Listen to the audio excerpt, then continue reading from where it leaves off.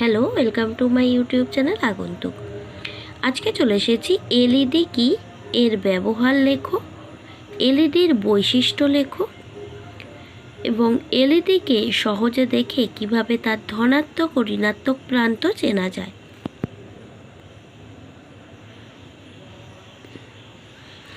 এবার চলে আসি এলইডি কি। এলইডি হলো এক বিশেষ ইলেকট্রনিক উপকরণ যা তড়িৎ শক্তিকে সরাসরি দৃশ্যমান আলোক শক্তিতে রূপান্তরিত করতে পারে।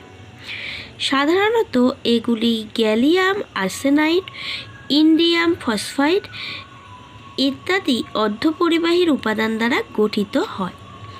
দৃশ্যমান এলইডিগুলি সাধারণত লাল, সবুজ, কমলা এই তিনটি রঙের পাওয়া যায়। এবার চলে আসি এলইডির ব্যবহার। কোন কোন ক্ষেত্রে ব্যবহার করি আমরা এটা?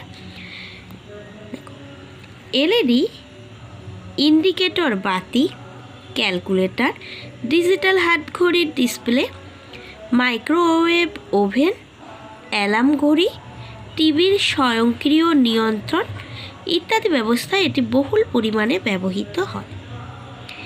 নেক্সট হলো এলইডির বৈশিষ্ট্য লেখো।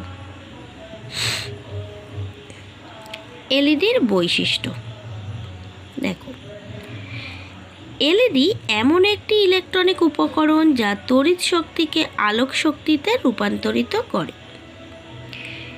এতে কোনো ফিলামেন্ট থাকে না। এলইডি 3 নম্বর হলো এলইডি অত্যন্ত কম বিভেদ প্রভেদে কাজ করে। 4, এর মধ্য দিয়ে খুব কম তড়িৎ প্রবাহ হলেও আলো দেয়, ফলে এর দ্বারা ব্যয়িত বিদ্যুৎ শক্তির পরিমাণও কম।